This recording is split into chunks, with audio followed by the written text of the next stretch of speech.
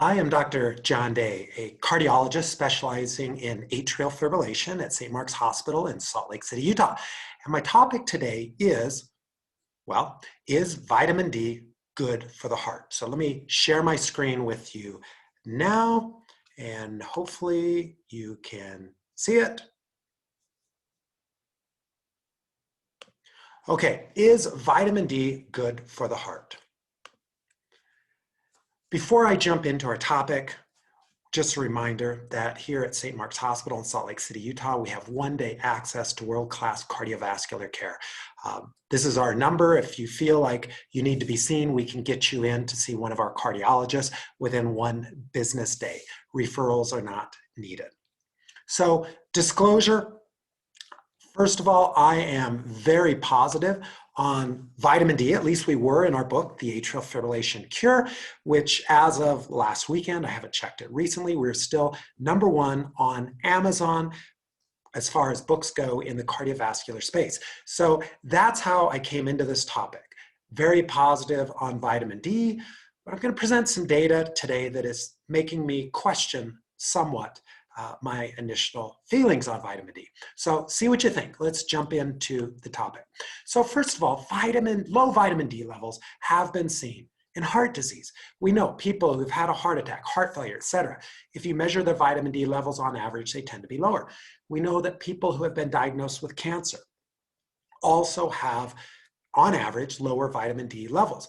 People with infections or dying of infections, etc., tend to have lower vitamin D levels on average. People who die prematurely also tend to have lower vitamin D levels. People with dementia tend to have lower vitamin D levels. And so your initial thought would be, well, let's just supplement everybody, get their vitamin D levels up, and no one will get heart disease, cancer, infections, die prematurely, or develop dementia. If only it were that easy. So let me first talk about the first study. It's called Vitamin D Supplements and Prevention of Cancer and Cardiovascular Disease. This was published in the New England Journal of Medicine, which is the most prestigious medical journal, in 2019. And so it is called the VITAL trial. They had nearly 13,000 patients. That's a lot of patients in a study. To get enrolled, men had to be age 50 or older, women age 55 or older. So they were looking for people who were more likely to develop cardiovascular disease or cancer as they were screening people with an older age. They were randomized to 2,000 international units of vitamin D or a placebo. So this is a randomized controlled trial. This is the highest level of evidence you can do in a study. Now, the study was a little bit more complex than that. They had an arm with looking at fish oil, and we're going to talk about that in an upcoming video, as well as vitamin D. But today, we're just going to look at the vitamin D status of these patients. Mean follow-up, over 5 years. This is fantastic. Over 5 years of follow-up, randomized controlled trial, 13,000 patients. You can't ask for a much better study than this. Now, when they talk about vitamin D levels, both in this study and all the other studies I'm going to be presenting here on this video today, we're talking about 25-hydroxy vitamin D levels. Now, in this study, the VITAL trial, the average level was 29.8. Anything less than 30 is considered low. Anything less than 20 is considered a severe deficiency. Over 100 is you are basically have toxic vitamin D levels. So by supplementing everybody in the study with 2,000 international units daily, they were able to get their vitamin D levels up from 29.8 to 41.8. So 41.8 is in the normal range, but it's considered a little bit in the lower end of the normal range. So let's cut to the chase. With regards to cancer, here you will notice the number of years as you go out, 0, 1, 2, 3, 4, 5, 6 years. You see the placebo line, the vitamin D line, and if you look at it, those lines are essentially the same. What does that tell us? That tells us that if you take a 2,000 international unit supplement of vitamin D every day for 5.3 years, it's not going to lower your cancer risk. The risk of cancer in the placebo group and the vitamin D group were the same. How about for major cardiovascular events? Now, in this study, they defined major cardiovascular events as a heart attack, stroke, or a cardiac death. Once again, as you go out 1, 2, 3, 4, 5, 6 years, look at the incidence. Now, the incidence both of cardiovascular events and cancer were relatively low, so that's something to consider when interpreting the data. But once again, if you look at the curves, they're almost superimposed. What does that tell you? That tells you indiscriminately taking 2,000 international units of vitamin D every day for 5.3 years will not decrease your risk of a heart attack, stroke, or a cardiovascular death. Well, that was that. Well, what about atrial fibrillation? Now, unfortunately, this study came out after our best-selling book, The AFib Cure, came out. This was published in the Journal of the American Medical Association in March of 2021. So our book had come out in February of 2021, so this was 1 month after our book. And once again, this is a study looking at omega-3s and vitamin D, and they teased them out. But once again, we're just going to look at the vitamin D component of it today and its impact on atrial fibrillation. Once again, you're getting to be an expert in this. The curves look exactly the same. Once again, number of years, 1, 2, 3, 4, 5, up to 5.8 years. The cumulative incidence of atrial fibrillation here. Once again, patients randomized to vitamin D, patients randomized to placebo. The curves are essentially the same. So once again, indiscriminately taking 2,000 international units of vitamin D, at least according to this study, will not prevent atrial fibrillation from developing. So what is the relationship of vitamin D and atrial fibrillation? The VITAL trial is the first randomized controlled trial of looking at the role of vitamin D in atrial fibrillation. There was no benefit. And this was even when they tried to data hash and tease out, well, what if we only had included the patients with the lowest of the low vitamin D levels, those with 20 nanograms per milliliter or lower. Once again, although the numbers were low, there still was no benefit of supplementing with vitamin D in prevention of atrial fibrillation. Now, of course, it's possible that they may have missed some episodes of atrial fibrillation as these patients were not continuously monitored 24/7, 365 for the 5+ years. It may not apply to the young. In the AFib subarm that they looked at, the mean age was 67 years old. And then it raises the question, did they raise the vitamin D levels enough, going from 29.8 to 41.8? Is that enough? Or should they have pushed it, tried to push it higher into the 50 to 70 range, which many, at least naturopaths in that feel is a healthy level for vitamin D? Well, we did publish a study on this, and this was with my colleagues when I was at the Intermountain Medical Center in 2001. We published a study on vitamin D, wherein, with our study, we had 132,000 patients at Intermountain Healthcare in the state of Utah. Our average age was 52, so a little bit younger cohort of patients, 71% women. Now in the VITAL trial, it was essentially equal, 50% men, 50% women. In our study, we had mostly women, and we saw a trend toward an increased risk of atrial fibrillation if your vitamin D levels were super low, like less than 20 nanograms per milliliter. But it didn't reach statistical significance. However, in those patients who were over-supplementing, basically they supplemented so much vitamin D that they drove their vitamin D levels above 100.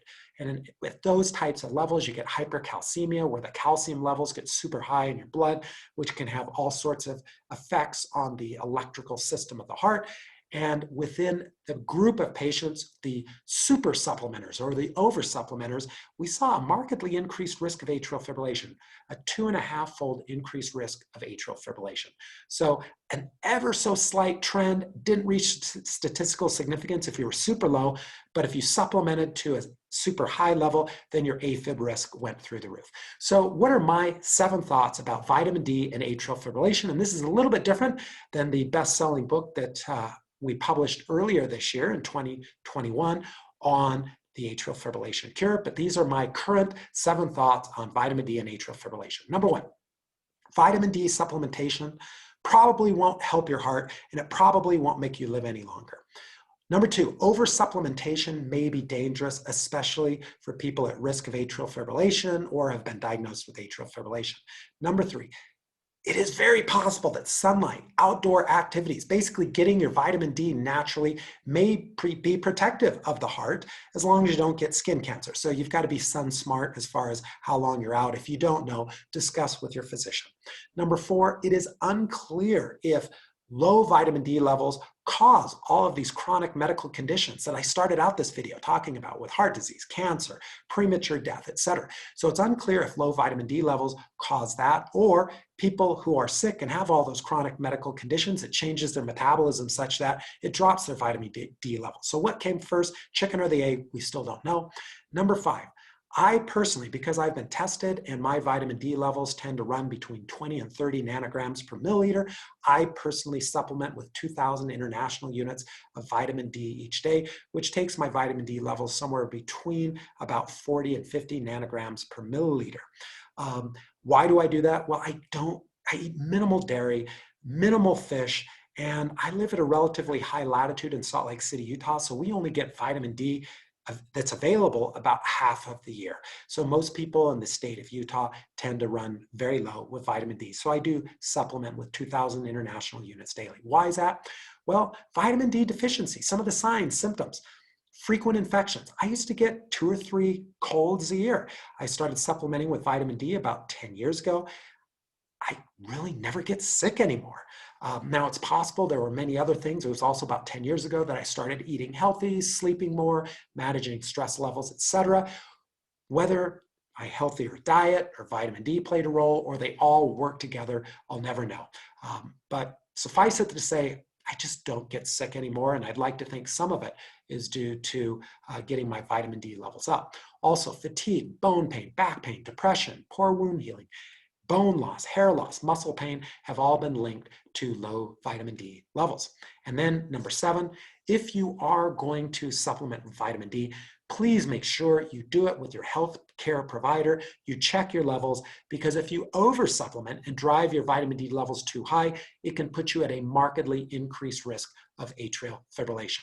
So this really raises the question, is natural vitamin D best? For those of you who are interested in longevity, we wrote another best-selling book, The Longevity Plan, a few years back, and this was based on our 5-year study of this remote area in southwest China, mountainous area with the highest percentage of centenarians in the world. And this book really teases out basically what is their secret sauce. How can they avoid all of the chronic medical conditions that plague populations in the West and live remarkably long, healthy life? And so it really raises the question, is natural vitamin D the best? This group of people we studied in the longevity plan, they don't take vitamin D supplements. They don't eat dairy, mainly because they're lactose deficient, and they do eat some fish. So they're getting some vitamin D from their diet with fish, but not enough alone. They're outside everyday hand farming. So they're getting natural vitamin D, and where they live, it's a low latitude area, very close to Vietnam, just about 50 or 60 miles north of Vietnam. So they get year-round vitamin D. They're in a mountainous area, higher elevation gets you more vitamin D. There have been some studies of centenarians that have basically implicated that higher vitamin D levels may be a protective factor against aging. May it slow down the aging and may contribute to living to the ripe old age of the centenarian status. However, in our study of these centenarians in southwest China, while many of them had very good vitamin D levels, they were well protected, there were a number of our centenarians who had low vitamin D levels. So even if your natural vitamin D levels do run low, that doesn't mean necessarily it's going to slow your life. There's so many things about vitamin D and the metabolism of vitamin D that we really just don't understand. Thank you so much for your attention.